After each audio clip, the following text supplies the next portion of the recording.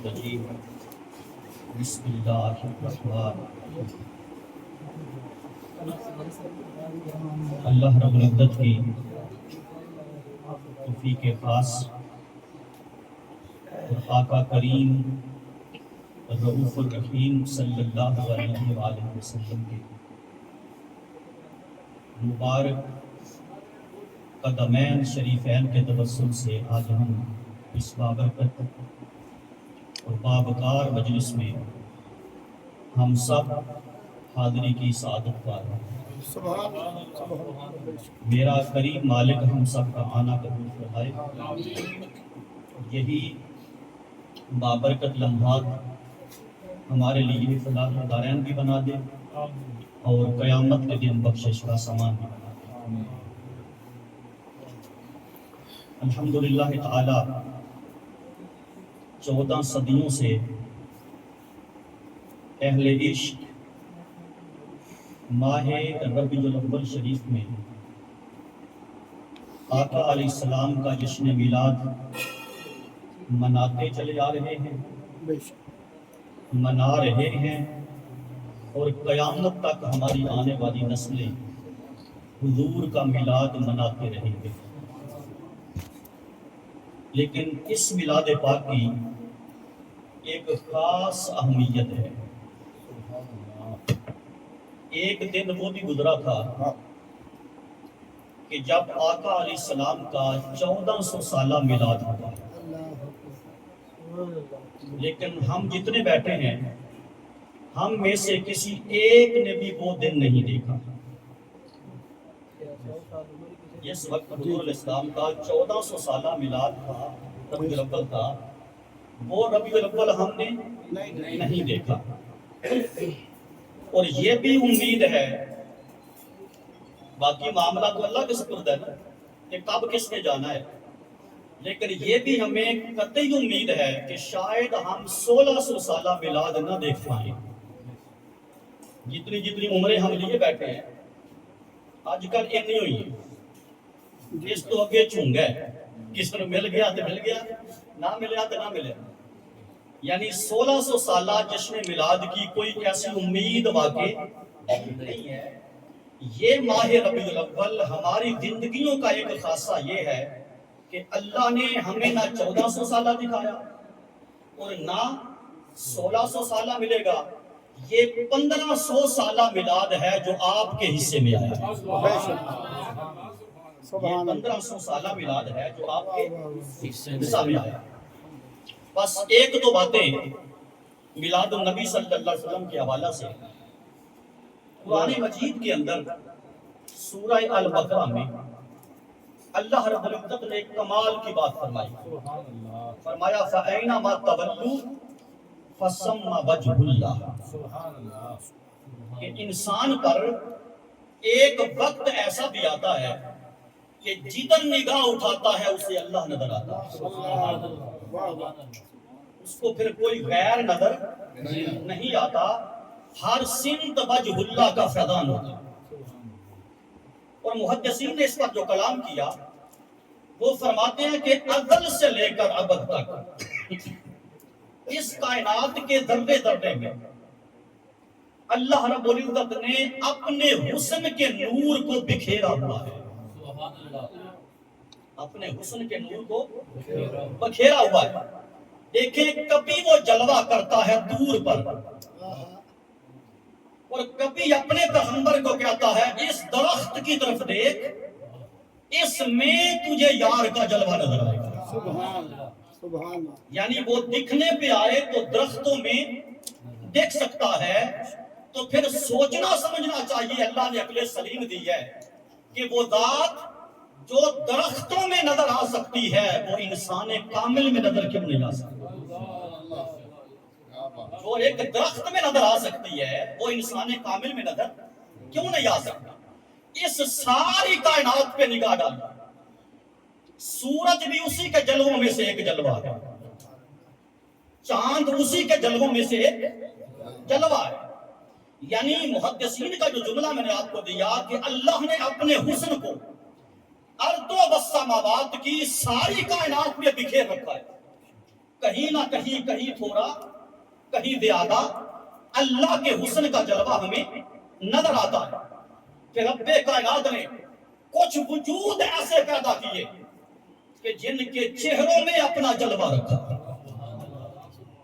جن کے چہروں کے اندر، مکھڑوں کے اندر اپنا جلوہ رکھا۔ وہ سب سے پہلی جماعت انبیاء کی ہے، سب سے پہلی جماعت کس کی ہے؟ لیکن ہر نبی کے اندر اس نے اپنا سارا جلوہ نہیں رکھا، کسی کو اپنی کسی صفت کا جلوہ دیا، کسی کو کسی صفت کا جلوہ دیا، کسی کو ذاتی جلوہ دیا، کسی کو صفاتی جلوہ دیا، یعنی اپنے نور کو منتشر کر کے مختلف انبیاء کے رخسار مبارکہ میں رکھے اور فرمایا جتنا جتنا تمہارا نصیب ہے اتنا اتنا دیکھتے جاؤ۔ بندوں نے عرض کیا باری تعالیٰ اب تجھے ایک ذات کو دیکھنے کے لیے کیا ہر بندہ 1.25 کو دیکھتا پھرے گا؟ تیرا ایک جلوہ کرنے کے لیے کیا 1.25 کے دروازے پہ جانا پڑے گا؟ باری تعالیٰ آنے والی نسلیں اتنی مشقت کرنے والی نہیں ہے، مالک کوئی سبیل پیدا کر کہ کسی ایک دا بوا دکھا۔ اب میں کیسے سمجھاؤں گا؟ مہربانی کر 1,24,000 کے دروازے پہ نہ بھیج، ساروں کو جمع کر کے کوئی ایک بنا دے، اپنے سارے حسن کی کرنیں جمع کر کے کوئی ایک وجود بنا، جسے دیکھے تو تیرا صرف کوئی جلوہ نظر نہ آئے، تیرا مکھڑا نظر آئے، تیرا مکھڑا نظر آئے۔ فرمایا ہاں پھر انتظار کرو، فاران کی چوٹیوں پر ایک آباد شہر ہوگا جس کو لوگ مکہ کہیں گے، وہ مکہ میری زمین پر کعبے کا گھر ہوگا، کعبۃ اللہ ہوگا۔ فرمایا اس میں ایک بنو ہاشم کا گھرانہ ہوگا، اس بنو ہاشم کے گھرانے میں ایک پاکیزہ بی بی ہوگی جسے دنیا آمنہ کے نام سے یاد کرے گی۔ ادھر 12 ربیع الاول کا سورج طلوع ہوگا، ادھر میں اپنے سارے جلوے سمیٹ کر ایک رخسار میں رکھ کر وہ شخصیت 12 ربیع الاول کی صبح آمنہ کی گود میں دوں گا۔ اب تمہیں بوہے بوہے پہ جانے کی ضرورت نہیں ہے، بس میرے محمد کو تکتے جانا، خدا کی زیارت کرتے جانا، اپنے سارے جلوے سمیٹ کر، اپنے حسن کی ساری رعنائیاں سمیٹ کر، اپنے حسن کے سارے جلوے سمیٹ کر میں نے فقط محمد مصطفیٰ کا وجود بتایا صلی اللہ علیہ وسلم۔ اور پھر دیکھیں یہ اس حدیث پر مولویوں کو کلام ہے، صوفیاء کو نہیں۔ میں ایک بڑی قیمتی گل دس لگا، بعض محدثین کسی حدیث کو موضوع کہہ دیتے ہیں، بعض حدیث کی ضعیف کسی کو ضعیف کہہ دیتے ہیں۔ یہ گیم ہے مولویوں کی، یہ گیم کس کی ہے؟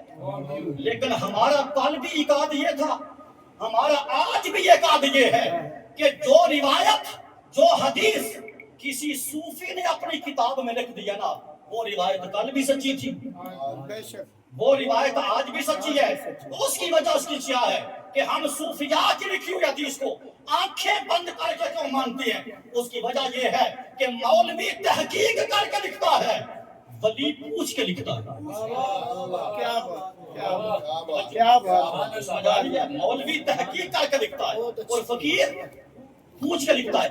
آپ صرف ایک کتاب اٹھا لیجئے، حضور داتا علی حجوی رحمت اللہ علیہ کی کشف المحجوب شریف، ایک کتاب کو اٹھائیے، آپ کو درجنوں ایسی حدیثیں ملے گی جو آپ کی صحیح ستہ میں موجود نہیں، آپ کی کتب حدیث میں موجود نہیں ہے۔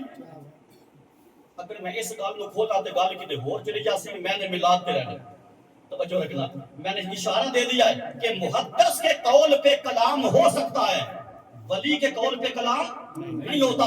میں درجنوں کتابوں کے اندر دکھاؤں، ہر فقیر نے لکھا ہے کہ حدیث قدسی ہے، فرمایا کنت کنزا مخفیا، میں ایک چھپا ہوا خزانہ تھا، میں ایک رب کہتا ہے میں ایک چھپا ہوا خزانہ تھا، فاحببت، مجھے خود سے پیار ہو گیا، مجھے خود سے محبت ہو گئی، عشق بھی ہوا تو اپنے آپ سے، محبت بھی ہوئی تو اپنے آپ سے۔ بندہ عرض کرتا باری تعالیٰ جب محبت ہوتی ہے تو محبت کے پیچھے کوئی آرزو ہوتی ہے، محبت کے پیچھے کوئی خواہش ہوتی ہے، باری تعالیٰ تجھے پیار ہوا، تجھے عشق ہوا، اپنی ذات سے بتا تیری خواہش کیا تھی؟ فرمایا میری آرزو یہ تھی کہ من عرفا، کہ میں پہچانا جاؤں، میں پہچان، کوئی میری پہچان کرنے والا ہو۔ فرمایا اس لمحے میں رب تو تھا پر کوئی مربوب نہ تھا، میں رازق تو تھا پر کوئی مرزوق نہ تھا، میں مالک تو تھا پر کوئی مملوک نہ تھا۔ میں چاہتا تھا کہ دنیا میں کوئی مجھے دیکھے، کوئی میری پہچان کرے، کوئی میری سہان کر سکے۔ تو فرمایا پھر میں نے کسی ایک کو پیدا کیا، پھر میں نے کسی ایک کو پیدا کیا۔ آپ مجھے بتائیے جس کو پہچان کے لیے پیدا کیا جاتا ہے وہ دی صورت کوئی مختلف ہوگی، اس کی شکل و صورت کوئی مختلف ہوگی۔ رب کہتا ہے میں نے اپنے مصطفیٰ کو اپنی پہچان کے لیے پیدا کیا ہے۔ یہی وجہ ہے کہ جب معراج کی رات سے پلٹ کے حضور واپس آئے اور سیدنا صدیق اکبر سے لے کے علی پاک تک رضوان اللہ تعالی، ہر کسی نے پوچھا یا رسول اللہ کیا آپ نے خدا کو دیکھا ہے؟ فرمایا ہاں، رأیت ربی فی احسن صورت۔ جلوہ نہیں فرمایا میرے آقا، جلوہ، کیونکہ جلوے کی آنکھیں نہیں ہوتی، جلوے کی ناک نہیں ہوتی، جلوے کی گالیں نہیں ہوتی، جلوے کے ہونٹ نہیں ہوتے۔ اگر میرا نبی کہتا میں معراج کی رات جلوہ دیکھ کے آیا ہوں تو کبھی صدیق اکبر کا دل نہ تڑپتا کہ پھر وہ کیوں جیا سی بھائی، کیوں جیا پوچھنا یہ بات پہ دلالت کرتا ہے کہ میرے رسول نے جلوہ نہیں دیکھا، کسی کی صورت دیکھی ہے، اور صورت میں نقش و نگار ہوتا ہے، صورت میں نئے نقش ہوتے ہیں۔ جب حضور نے فرمایا رأیت ربی فی احسن صورت، میں اللہ کو سونی صورت میں دیکھ کے آیا ہوں۔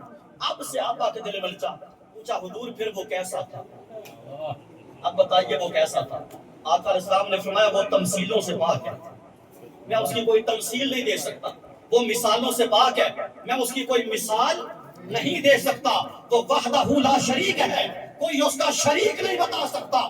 لیکن ایک بات سنو، اگر تم شوق رکھتے ہو کہ ہم بھی اسے دیکھیں جسے تو دیکھ کے آیا ہے، تو آقا نے فرمایا من رآنی فقد رأی الحق، بس محمد کو دیکھتے جاؤ اسی کا جلوہ ہوتا تھا۔ سبحان اللہ، یعنی حضور کا میلاد در حقیقت میرے مالک کی پہچان کا نام ہے، یعنی حضور کو پیدا کر کے اللہ نے اپنی پہچان کروا دی، پہچان کروا دی ہے کہ اگر کہیں دنیا میں یہ جو سارے جلوے، یہ جو بکھرے ہوئے تھے، اگر ایک صورت میں سارے جلوے سمٹ کے دیکھنا چاہتے ہو، آؤ میرے رسول کو دیکھو، میں نے اپنے رسول کو اپنے حسن کا جلوہ بنا دیا، میں نے اپنے محبوب کو اپنے حسن کا جلوہ بنا دیا ہے۔ اللہ تعالیٰ عمل کی توفیق عطا فرمائے۔